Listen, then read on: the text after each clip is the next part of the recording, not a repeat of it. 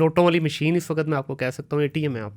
नहीं ऐसी भी बात नहीं है। देखें बिजनेसेस में we are also ready for losses as well. Losses भी हो सकते हैं, प्रॉफिट्स भी हो सकते हैं, तो दोनों तो चीज़ें देखें साथ बिजनेस साथ के हैं। अंदर जब तक आपके लसन ना लगे आप सीखते नहीं हो। एग्जैक्ट। ठीक है, हमारा एक कॉमन दोस्त है अदनान भाई, वो कहते हैं यार मेरे लसन लग गए। तो वो लसन लगना यही है कि भाई जब तक आप लॉस नहीं करेंगे आप लर्निंग नहीं कर सकते। ठीक है, जब लॉस होता है ना तो बंदे की जो सारे जो दिमाग के घोड़े ना सारे एकदम भागना शुरू कर देते हैं, यार ये हुआ क्या। तो जो थोड़ा सा भी अच्छा हाई इंटेलेक्ट होता है वो वहाँ से लर्निंग करनी शुरू कर देता है। एग्जैक्टली। तो this is what we are doing. ठीक है। अच्छा, इसमें ना एक बड़ी इंपॉर्टेंट बात ये है कि लर्निंग हमें अक्सर कहते हैं बड़े कि हमने ऐसे किया तुम ना करो, हाँ लेकिन मज़ा खुद थोड़ा सा लॉस करके, खुद धक्के खा के और वो जो लेसन लगवा के ही आता है। ये मैं आपको एक बात बता दूँ। बिल्कुल अब ऐसे जिस ही। तरह हमें अभी बताया था किसी ने कि जी आपने शेयर मार्केट में ना छोटे शेयर्स में नहीं जाना, मतलब ये हम आगे बात करेंगे इस हाँ पे।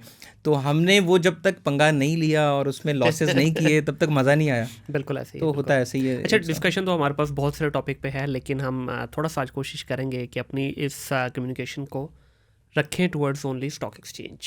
ठीक है, क्योंकि बहुत सारे टॉपिक हैं जो कॉमन है हम दोनों के बीच में, हम करते भी हैं आपस में, ऑफ कैमरा हम डिस्कस भी करते हैं। लेकिन आज हमारी इस खूबसूरत ऑडियंस के लिए, हमारे 65% बच्चे जिनके लिए आप भी अक्सर बात करते हैं, मैं भी करता हूँ, तो उनको आज सर इस टेबल से कुछ ना कुछ ऐसे गोल्डन नगेट्स देके जाने हैं ताकि उनका कुछ फ़ायदा हो। Sure sir. ओके, अच्छा यार मुझे ये बताइएगा कि स्टॉक एक्सचेंज की जब बात की जाती है तो एक बड़ा कॉमन फेयर मार्केट के अंदर है कि यार ये तो सट्टेबाज लोगों की मार्केट है, सुबह बादशाह होते हैं रात को फ़कीर होते हैं। पहले तो इस पर बताइए कि वाकई रियलिटी यही है या इट्स डिफरेंट सिचुएशन। मुनीर भाई, जिस तरह आप बात कर रहे हैं इट्स मार्केट। अब आप इस कॉमन मार्केट की भी बात भी कर लें तो यहाँ अच्छे लोग भी हैं मार्केट में बैठे हुए और बुरे लोग भी हैं। अभी आपका लाहौर से एक ज्वेलर भाग गया पैसे लेके, बिल्कुल। इतना ज़्यादा सोना लेके भाग गया है, तो आप ये तो नहीं कह सकते मार्केट में हर ज्वेलर फ्रॉडी है।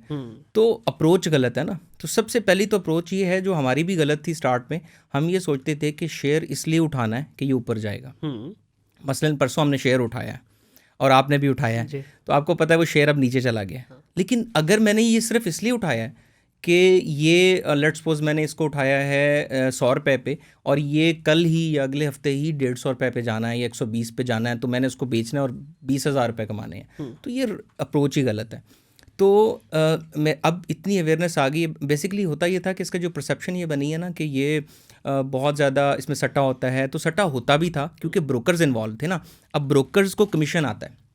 ब्रोकरेज हाउस आपसे दो तरह से कमाता है। नंबर एक तो कि आपके जब अकाउंट्स बनते हैं तो जाहिर है आप जब शेयर ख़रीदते हैं, बल्कि एक ही तरह से वो मेन तो कमाता है कि जब आप शेयर ख़रीदते हैं या बेचते हैं तो उसकी एक मखसूस परसेंटेज जो कि 0.15% है वो उनको जाती है। ठीक है। अब आपसे शेयर दो तरीके से उठवाए जाते हैं। नंबर एक छोटा शेयर ताकि ज़्यादा हो, यानी 25,000 शेयर है, 30,000 शेयर है, पेनी शेयर्स में खिलाते हैं। ठीक है। और दूसरा जो है ना वो आपसे बार बार एंट्री एग्जिट करवाते हैं ताकि उनका कमीशन बने। अब जब वो ये करते रहे, इतना मार्केट में अवेयरनेस नहीं थी, अवेयरनेस इतनी ज़्यादा नहीं थी और लोगों ने ऐसा किया, वो शेयर्स उठाते ही इसलिए थे कि हम इसमें जाएंगे, रैली लेंगे और निकल जाएंगे। ठीक है। अब इस अप्रोच ने सट्टेबाजों को सरगर्म किया। सट्टेबाज बेसिकली लोगों के लिए बता रहा हूँ, सट्टेबाजी होती क्या है, जो बहुत बात की जाती है। सट्टेबाजी ये है कि मेरे पास पड़ा है 10 करोड़, मुनीर भाई के पास पड़ा है 10 करोड़, हमारे कुछ और लोग हैं और हमारा एक ग्रुप ऑफ फ्रेंड्स है, उनके पास पैसे ज़्यादा पड़े हुए हैं। तो मैं इनको कहूँगा कि अच्छा ये 2 शेयर्स हैं या 1 शेयर है, इसमें हम सब ने इकट्ठा इतने बजे पैसे डालने हैं, जिस तरह क्रिप्टो में होता है वो पंपिंग एंड डंपिंग। तो ये पंपिंग को आप सट्टाबाजी कह लें। अब जब इकट्ठे शेयर्स वो अब, और ये होता छोटे शेयर्स में ही है क्योंकि बड़े शेयर को आप हिला ही नहीं सकते, उसका वॉल्यूम इतना ज़्यादा है। आप एफएफसी को हिला के दिखाएं, 10% वॉल्यूम उसके पास है पूरी मार्केट का। तो ये छोटे शेयर्स क्या होते हैं, जो फंडामेंटली स्ट्रॉन्ग कंपनीज नहीं होती, उसमें होता ही है कि जब वो पैसा यकदम से उस शेयर के अंदर जाता है तो उसकी प्राइस अप्रिशिएट करती है। लाइक वो 6 रुपये का था तो वो 10 रुपये पे चला गया। अब हमने आपस में म्यूचुअल अंडरस्टैंडिंग से ये डिसाइड किया होता है कि भाईजान जब ये शेयर 12 पे जाएगा ना, परसों इतने बजे एग्जैक्टली सब ने सेलिंग ऑर्डर लगा देना। तो ये टिपिकल एग्जांपल है पंप एंड डंप की। एग्जैक्टली। तो उस दिन वो सारे निकल जाते हैं। अब जो मार्केट में उन्होंने कहा होता है कि यार ये उठा लो, ये उठा लो, उठा लो, अब वो बेचारा जो न्यू कमर है ना, नया बच्चा जो अभी आने वाला है, वो उसमें फंस जाता है। इवन ओकाशा, सॉरी आप कट करो, बड़े एक्सपीरियंस लोग भी ग्राफ को देख के फंस जाते हैं, क्योंकि ज़ाहिर पीछे उनको क्या चल रहा है बैकएंड पे तो नहीं पता, क्योंकि एक न्यूज़ जो है इस मार्केट को हिला के रख देती है। Exactly. अब समटाइम ये भी होता है कि भाई यार न्यूज़ आई, अच्छा यार उठा लो इसको। अब पीछे वही आप वाली बात के पंप एंड डंप की पॉलिसी चल रही थी। अच्छा, इसलिए मैं फंडामेंटल्स को प्रेफर करता हूँ 90%, टेक्निकल्स को नहीं करता। हालांकि आपकी जो बिटकॉइन है उसमें टेक्निकल्स चलते हैं कि वो लाइंस बनाई होती हैं कि इतने पे जाएगा तो आपने उठा लेना, अभी ये ब्रेक कर रहा है अपनी रेजिस्टेंस, यहाँ से बाय। मैं उसको मानता ही नहीं हूँ। मैं ये कहता हूँ कि आप फंडामेंटल्स पे जाएं, उस कंपनी ने क्या किया है, अभी फ्यूचर में क्या करने जा रही है। अब आप जो कहते हैं कि ये हैवल का शेयर बनाने वाली, जो रिक्शा बनाने वाली कंपनी है, वो 50 रुपये से यहाँ चलेगी, तो भाईजान उन्होंने एक रिक्शा से एक हैवल तक का, जो कि लग्जरी एसयूवी है, वहाँ तक का सफ़र भी तो तय किया है ना। तो उसके पीछे एक पूरी प्रोडक्ट है, उसके पीछे मार्केट सक्सेस है। तो फिर तो हम हैवल या मैं स्पेसिफिकली किसी शेयर की बात नहीं कर रहा, लेकिन मैं ये कह रहा हूँ, एग्जांपल दे रहा हूँ। इसी तरह मिज़ान बैंक है, मिज़ान बैंक एक दिन में तो नहीं बना ना, उसके पीछे बहुत बड़ी ऑडियंस है। तो जब आप ये पंपिंग और डंपिंग, ये जो आपको ब्रोकरेज वाले कहते हैं कि ये उठा लें, ये उठा लें, ये उठा लें, सिर्फ इसलिए कि प्रॉफिट हो जाएगा, तो फिर आप ऊपर जाके फंस जाते हैं और फिर आप कहते हैं सट्टेबाजों ने मरवा दिया।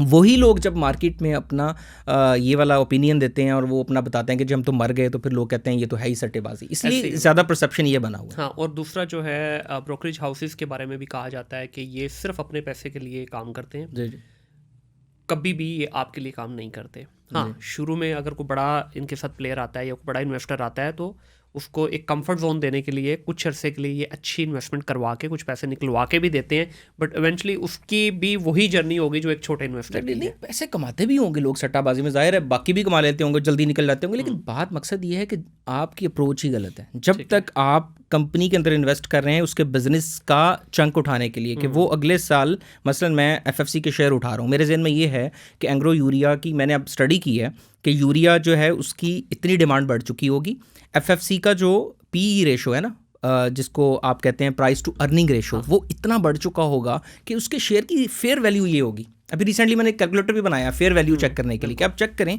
कि फेयर वैल्यू पर ट्रेड हो रहा है कि नहीं हो रहा।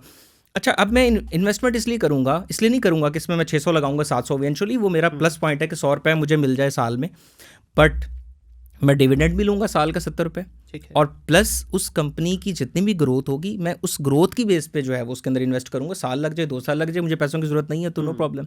अच्छा ओकाशा, अभी हमने थोड़ा सा ज़रा स्टार्ट ही हमने एडवांस से कर दिया। मैं ये चाहता हूँ कि कुछ थोड़ा सा बिल्कुल होता है ना मासूमाना बचकाना सवाल, उससे शुरू करते हैं ताकि ऑडियंस को अंडरस्टैंडिंग में ईजी हो जाए। यार ब्रोकरेज हाउस की हम बात करते हैं, सबसे पहला सवाल किसी भी बंदे के ज़हन में ये आता है कि यार किसके साथ अकाउंट खोलें, क्योंकि ये एक ऐसी डोमेन है जिसमें आप डायरेक्ट नहीं बाय कर सकते कुछ भी, आपको बीच में कोई ना कोई ब्रोकरेज हाउस चाहिए ही चाहिए पाकिस्तान स्टॉक एक्सचेंज में शेयर लेने के लिए, या इवन आप लोकल अगर कराची एक्सचेंज की बात करते हैं तो उसमें भी। तो मुझे ये बताओ कि सबसे अच्छा ब्रोकरेज हाउस कौन सा है? इस पे कॉमन आंसर तो सबका यही होता है यार सारे एक बराबर है, बट कोई फ़र्क है इनमें? नहीं, फ़र्क है। अच्छा, brokerage house is just like your bank. बिल्कुल ऐसे। अब आपके पैसे जो है वो आप डायरेक्ट स्टेट बैंक में तो नहीं डाल सकते ना, या आपने इस मुल्क से बाहर भेजने हैं तो उस बैंक तक पहुंचाने के लिए मीडियम आपका अपना बैंक है। सो बैंक जिस तरह से अच्छे बुरे होते हैं, अच्छे बुरे से मुराद कि उनका सर्विसेज कितनी अच्छी हैं, लाइक उसमें आपका ये भी होता है कि आपका मैनेजर कितना अच्छा है। अब मेरे घर के करीब जो ब्रांच है उसका मैनेजर ही अगर इतना अच्छा है, बेशक वो बैंक दूसरा बैंक उससे ज़्यादा अच्छा भी साथ हो, लेकिन मैनेजर मुझे सर्विस ज़्यादा दे रहा है तो मैं उसको प्रेफर करूँगा। ब्रोकरेज हाउस में भी ऐसे ही है। अब मैंने अब अगर आप लिस्ट देखें ना PSX पे, आप जाके गूगल करें top brokerage houses, 20 brokerage houses, हर साल जो है ना वो उसकी लिस्ट आती है PSX की। तो अब जो वैसे कोशिश तो ये करनी चाहिए कि टॉप के 10 जो ब्रोकरेज हाउसेज हैं उसमें से एक पे जाएं आप, जो मशहूर हैं। लेकिन मैंने जिस तरह अभी पिछले दिनों कुछ हमने 3 मैंने ब्रोकरेज हाउसेज में ना अकाउंट खुलवाया, उसमें AKD है, मुनीर खनानी है, ये सारे बड़े नाम हैं, ये टॉप 3 में ही रहते हैं। इसी तरह एक चेस सिक्योरिटी है, वो खैर टॉप 10 में तो नहीं आता, बट उसमें मेरा खुलवा दिया गया एक दोस्त के थ्रू। लेकिन आप सर्विसेज देखें तो AKD का हालांकि ऐप बहुत एडवांस है, उसकी बड़ी प्यारी ऐप बनी हुई है, मुझे सबसे अच्छी उन्हीं की लगी है। हाँ, बट प्रॉब्लम यह है कि हमने ऐप तो नहीं देखनी ना, हमने तो काम देखना है। वो बंदा उनका लिफ्ट ही नहीं कराता। हाँ, बंदा लिफ्ट नहीं करवाता, अनप्रोफेशनल है, इसलिए तो लोग अब देखें ना, आप कहते हैं कि अकाउंट सिर्फ पाकिस्तान में कितने अकाउंट है आपको पता है? 5 लाख अकाउंट है सिर्फ अभी तक, पूरी 22-24 करोड़ आबादी में 5 लाख अकाउंट भी पूरा नहीं है, 4 लाख समथिंग की डिजिट है। उनमें भी बहुत सारे शायद हाँ जी, और गवर्नमेंट भी पड़े होंगे। तो ये अब इंडिया में कितनी है, इंडिया में कितने अकाउंट्स होंगे आप? कितने सर 1 करोड़ से ऊपर हैं। 7% ऑफ उनकी जो आबादी है वो इन्वेस्टेड है। बिल्कुल।